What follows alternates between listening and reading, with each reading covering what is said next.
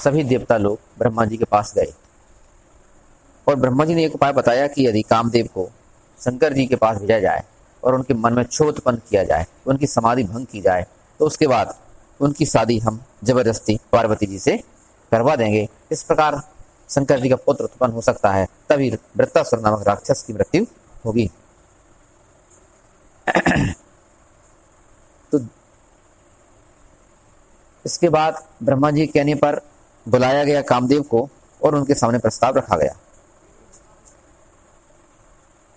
और सुर ने कही निज विपति सब सुन मन कीन विचार, शंभु विरोध न कुशल मोहि बेहस कहु असुमार। जब देवता ने कामदेव से विनती की तो कामदेव सोचने लगे कि अब मुझे शंकर जी का विरोध करना है, उनकी समाधि को भंग करना है, और यदि मैं उनकी समाधि को भंग करता हूं अर्थात शंकर जी के विरोध में जाता हूं तो निश्चित ही मेरी कुशलता इसमें नहीं है, मेरा निश्चित ही बुरा होगा। फिर भी कामदेव कहते हैं कि तदपि करब में काज तुम्हारा, श्रुति कहे परम धर्म उपकारा। लेकिन फिर भी मैं तुम्हारा काम करूंगा। देवताओं से कहते हैं कामदेव जी कि फिर भी मैं तुम्हारा काम करूंगा, शंकर जी को जाकर जगाऊंगा, मैं अपनी चिंता नहीं करूंगा, क्योंकि श्रुति कहे, वेद ऐसा कहते हैं कि श्रुति कहे परम धर्म उपकारा, उपकार करना ही सबसे बड़ा धर्म होता है, इसलिए मैं तुम्हारे साथ उपकार करूंगा। और उपकार की बात यदि देखी जाए तो उपकार व्यक्ति को करने चाहिए कायक है। एक तो यहां से समझ में आ रही बात ताकि भाई वृत्तासुर नामक राक्षस को मारवे के लाने दधीचि जैसे संत ने जब अपना शरीर पूरा दान कर दिया, हड्डियां दान कर दी, तो उनकी तरफ देख के कोई भी व्यक्ति सोच सकत कि भाई परहित को मतलब क्या है, परहित से फायदा होने वाली क्या है। पहली बात तो जो है जो फायदा चाहते हैं, यदि परहित को उथलो अर्थ ला जाए तो परहित को उथलो अर्थ इतना ही है कि परहित से फायदा हुई है। क्या फायदा हुई है? सुख मिले। कैसे? क्यों रहीम सुख होते उपकारी के संग और बाटन बारी के लगे जो मेहंदी करेंगे, तो तुम्हारे संग अपने आप ही भलो हुई है। तो हिया का भलो होने, अब कामदेव के संग भलाई का होने, कामदेव के संग भलाई जो होने मालूम ही है कि आगे की कथा कि यहाँ फिर अगले जन्म में ने भगवान कृष्ण को पुत्र के रूप में जन्म मिलने, तो जा से बड़ी बात का हो सकता। भगवान कृष्ण के पुत्र के रूप में जन्म मिले, जा से बड़ा अच्छा काम का हो सकता है कि परहित के काम में आए जा जन्म में, इसलिए बाकी फायदा मिली। अच्छा, कल एक कंट्रोवर्सी हो, एक विरोधाभास जो हो रहा, कल जो बात हो रही थी कि यदि स्वार्थ सामने आ जाए, जैसे देवताओं को स्वार्थ सामने आ गया, अपने स्वार्थ के लाने कामदेव को बलि चढ़ा रहे, तो बिल्कुल नहीं सोच रहे कामदेव के बारे में। जो कामदेव को हो तो होए, उनको काम होना चाहिए, वृत्तासुर नामक राक्षस मरने चाहिए, अपना स्वार्थ देख रहा है। और जब व्यक्ति अपना स्वार्थ देखत है, स्वार्थ देखा तो निश्चित ही बुरा होता है, और बुरा भाव भी कि कामदेव को शरीर चलो। और यहाँ बात हो रही कि परहित से अच्छा होता ही है, तो विरोधाभासी बात नहीं हो रही कि परहित से तो अच्छे होने ही होने हैं और इतने बुरा भी होने हैं। तो जो दो अलग अलग एंगल हैं, ऐसी तो व्यक्ति के दिमाग में कंफ्यूजन पैदा हो जाता है। फिर अच्छा हो रहा हो कि बुरा हो रहा हो? दो ही हो रहा है, अच्छा भी हो रहा, बुरा भी हो रहा। अच्छा कामदेव की तरफ से हो रहा, बुरा देवता की तरफ से हो रहा। देवताओं ने जो करवाया वो गलत है बिल्कुल। दूसरों को, दूसरे के प्राण की चिंता न करें, केवल अपना स्वार्थ देखो, जो गलत है। और यहाँ कामदेव ने केवल परहित देखो और अपने शरीर को न्यौछावर करने के लिए तैयार हो गए। जो सही हुई है कामदेव की तरफ से और गलत हुई है देवताओं की तरफ से। बात एक ही है, दो ही घटना एक ही घट रही, दो अलग अलग एंगल हैं। लेकिन जो अपनी तरफ से परहित करे, बाकी संग तो निश्चित ही भलो होने वाला है, तो कामदेव के संग भलो होने वाला है, वो पक्की बात है। इसलिए वे कह रहे हैं कि मैं फिर भी परहित के लिए निश्चित ही आपकी बात को मानूंगा और शंकर जी को जाकर के जगाऊंगा। क्योंकि ऐसा संत कहते हैं कि परहित लाग तजई जो देही, वो संतत संत प्रशंसहि तेहि। परहित लाग, जो दूसरों के हित के लिए अपने देह तक का त्याग कर देते हैं, ऐसा संत लगातार कहते हैं और उसकी प्रशंसा करते हैं। तो जाको मतलब जो आपको प्रशंसा के लाने, देह त्यागी का कामदेव ने नहीं, प्रशंसा के लाने, प्रशंसा तो मिले, बाई प्रोडक्ट है प्रशंसा, प्रशंसा के लाने नहीं, केवल परहित के लाने। अब एक बात आ रही मन में कि परहित की बात आई कैसे? परहित सरस धर्म नहीं भाई, परहित तो सबसे बड़ा धर्म मानो का आएगा। कौन सी बात है जामे? परहित में ऐसी कौन सी बात है तो सबसे बड़ा धर्म मानोगा। तुलसीदास जी कहते हैं कि परहित सरस धर्म नहीं, परहित से बड़ा कोई धर्म नहीं है। ऐसा क्या है धर्म में, ऐसा क्या है परहित में जो हमें धर्म पर चला करके हमारे लक्ष्य तक पहुंचा देता है। कैसे सजा बात को समझने है, ऐसा है क्या परहित में, परहित करे से ऐसा क्या हो जाए कि हमें लक्ष्य प्राप्त हुई है। समझो तो जब व्यक्ति जंगल में रहता हो वह समय पे तो बिल्कुल स्वार्थी होता हो, पशु में और मनुष्य में कोई अंतर नहीं। लेकिन धीरे धीरे जब व्यक्ति समाज में रहना शुरू करो, समाज बनो तो एक दूसरे के लाने काम करने को मतलब समझ में आओ। समाज बनने के बाद एक दूसरे की सहायता को मतलब समझ में आओ, और सहायता को जैसे मतलब समझ में आओ तैसे व्यक्ति के मन में मैं भाव भी पैदा हो, और जैसे व्यक्ति के मैं भाव पैदा हो तैसे ही वो ईश्वर से दूर भी हो। अब यह समस्या एक हो रही कि मैं भाव जब पैदा मन में भाव और दूर भाव, तो उपाय क्या है कि दोबारा से ईश्वर के पास पहुंचे। पशु होकर तो संभव नहीं है पहुंचना, पशु होकर संभव नहीं है, तो फिर कैसे पहुंचे ईश्वर के पास। मैं भाव को खत्म कर दे। मैं भाव खत्म हुए कैसे, मैं भाव खत्म करने को तरीका है परहित। कैसे कि जब तुम परहित दूसरे के लाने काम करो तो तुम मैं तो अपने आप न्यौछावर हो जाए नहीं। दूसरे के लाने काम करने को मतलब है कि अपने लिए नहीं सोचना, और जब अपने लिए नहीं सोच रहा है तो मैं जो धीरे धीरे बनो तो वो धीरे धीरे नष्ट हो जाए। तुलसीदास जी ने काय कही फिर जवाब, इसलिए तो कही है कि परहित सरस धर्म नहीं भाई। जब तुम परहित करो तो धीरे धीरे तुम्हारा जो मैं है वह क्षरण हुई है, मैं को जैसे क्षण हुई है तैसे तैसे तुम ईश्वर को प्राप्त हो जाओ। इसलिए परहित सबसे बड़ा धर्म है कि परहित तुम्हें लक्ष्य तक पहुंचा दे जो तुम्हारी चाहत है। इसलिए यहाँ कामदेव जी कह रहे हैं कि परहित लाग तजई जो देही, देह तक त्याग देते हैं जो परहित के लिए, और संतत संत प्रशंसा ही, संतत संत लगातार संत उसकी प्रशंसा करते हैं। अस कही चले सबई सिरनाई, और सुमन धनुष कर सहित सहाई। ऐसा कामदेव जी कहकर के अस कही चले सबई सिरनाई, सभी देवताओं को सिर नवा करके सुमन धनुष पुष्पों के धनुष को लेकर के, सुमन धनुष कर सहित सहाय, और पुष्पों के धनुष और बाण को लेकर के अपने सहायकों के साथ, कामदेव के सहायक कहाँ है जैसे कि बसंत, कामेच्छा, सभी सहायकों के साथ कामदेव जी शंकर जी के पास चल दिए।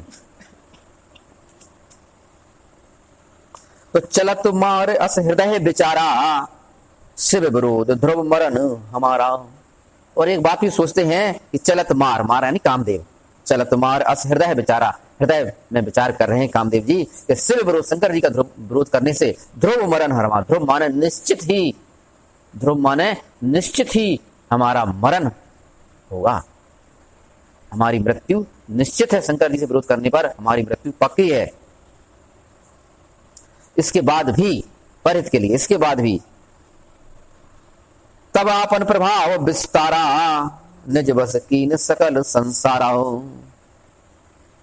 इसके बाद कामदेव जी ने अपना विस्तार फैलाया, अपनी माया फैलाई, अपने प्रभाव में पूरे संसार को ले लिया। निज बस कीन सकल संसारा, पूरे संसार को अपने बस में कर लिया, कामदेव ने काम के बस में कर लिया। तो कोपिहु जबहि बारी चर केतु, छन महु मिटे सकल श्रुति सेतु। कोपिहु जबहि, जैसे ही क्रोध किया कामदेव ने, अर्थात कामदेव अपने पूरे जोश पर जैसे ही आए तो बारी चर केतु, तो कोपिहु जबहि, कौन कोपे जबहि, बारी चर केतु, बारी चर, बारी माने पानी, चर माने चले, पानी में चलने वाली अर्थात मछली, और केतु माने ध्वजा, पानी के मछली के चिन्ह वाले ध्वजा वाले अर्थात कामदेव जी।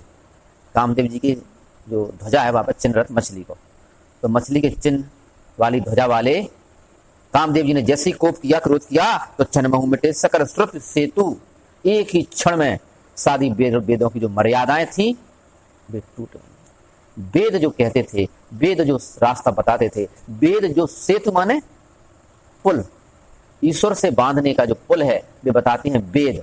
वेदों ने जो ईश्वर से बांधने के पुल बताए थे, जो मार्ग बताए थे, वे सारे मार्ग बंद हो गए, वे सारे पुल टूट गए, अर्थात वे वेद में ही लिखे रह गए। क्षण महु मिटे सकल श्रुति सेतु, जितने भी नियम थे ईश्वर से मिलन के, वे नियम संयम सारे टूट गए। कौन कौन है वे? कि ब्रह्मचर्य व्रत संयम नाना, धीरज धर्म ज्ञान विज्ञान, सदाचार जप जोग विरागा, सभय विवेक कटक सब भागा।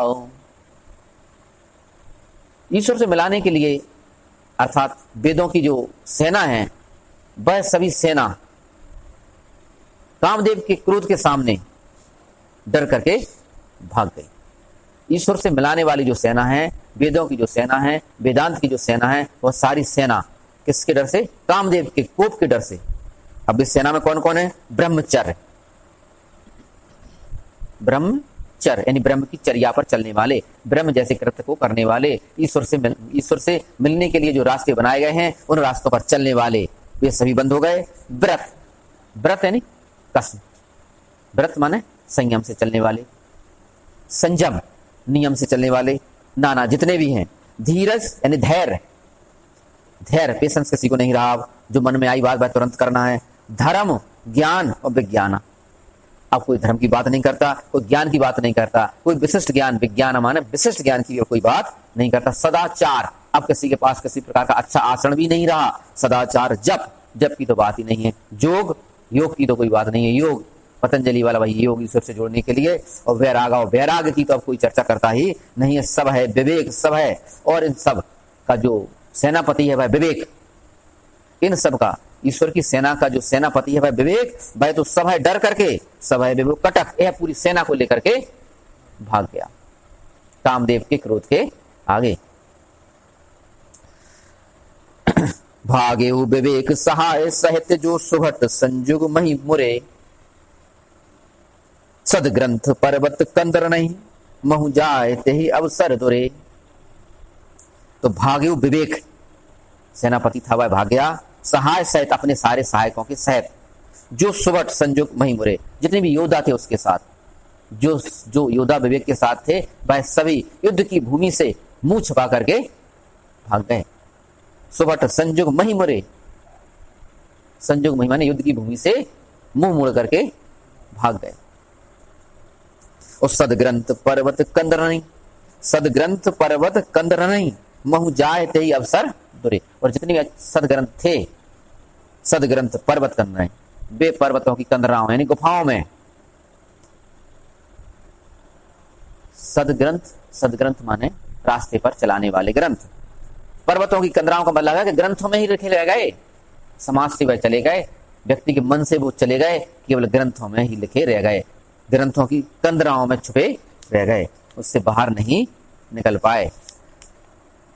होनिहार का करतार को रखवार जग खर भरू परा।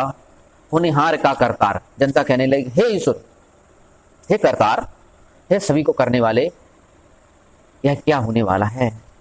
होनिहार का क्या होने वाला, किसी कोई पता नहीं पड़ रहा है। होनिहार का करतार को रखवार जग, इस संसार में ऐसा लगता है अब कोई रखवाला नहीं बचा है, सब अपने मन की करने लगे हैं, तो अब कोई रखवाला नहीं बचा है। खर भर परा, और इस संसार में ऐसी खलबली मच गई। यानी यहां से बात करें अपन, कामदेव के क्रोध करते ही संसार में ऐसी खलबली मच गई कि जनता त्राह त्राह करने लगी और कहने लगी कि ऐसा लगता है कि इस संसार का कोई रखवाला नहीं बचा है, पता नहीं ईश्वर क्या करने वाला है।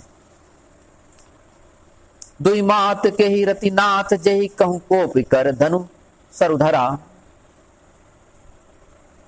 ऐसा कौन दूसर वाला है? जनता कह रही है पता नहीं ऐसा कौन दूसर वाला, यानी किसके सिर पर मौत मरा रही है, ऐसा कौन दूसर वाला है जिसके लिए कामदेव ने इतना क्रोध किया है। दुई मात के ही रघुनाथ जी, जिसके लिए रघुनाथ रतिनाथ, दुई मात के ही रतिनाथ, रतिनाथ ने रति के स्वामी अर्थात कामदेव जी ने इतना क्रोध किया है, ऐसा कौन है दो माथे वाला।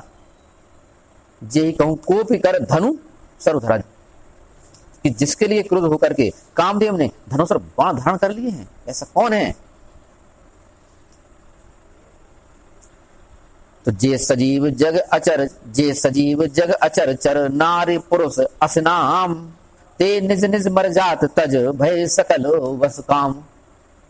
तुलसीदास जी कहते हैं कि जे सजीव जग अचर, जग इस संसार में जितने भी सजीव रूप में चलने, जीवित रूप में रहने वाले चर और अचर हैं, और ऐसे जो नारी और पुरुष से नामित हैं, जिनमें नारी और पुरुष का विभेद है, जिनमें नारी और पुरुष का विभेद है, यानी कि नारी और पुरुष अलग अलग हैं। ऐसे केचुका जैसे नहीं कि नर और मादा दो एक ही में हुए, उनकी बात नहीं हो रही यहाँ। केचुका जैसन की बात नहीं हुई है, कहा कि बामें केचुका में कहा नर और मादा, दुभों में भी नर और मादा एक ही में हो, लेकिन उनकी बात नहीं हो रही है। कौन सी हो रही? जे सजीव जग अचर चर नारी पुरुष अस नाम, नारी और पुरुष से अलग अलग नामित हैं। ते निज निज मर जात तज, उन सभी ने अपनी अपनी मर्यादा छोड़ दी है। ते निज निज मर जात तज भय सकल बस काम, वे सभी कामदेव के प्रभाव के कारण काम के बस में हो गए। बोलो रामचंद्र भगवान की जय, हनुमान जी महाराज की जय।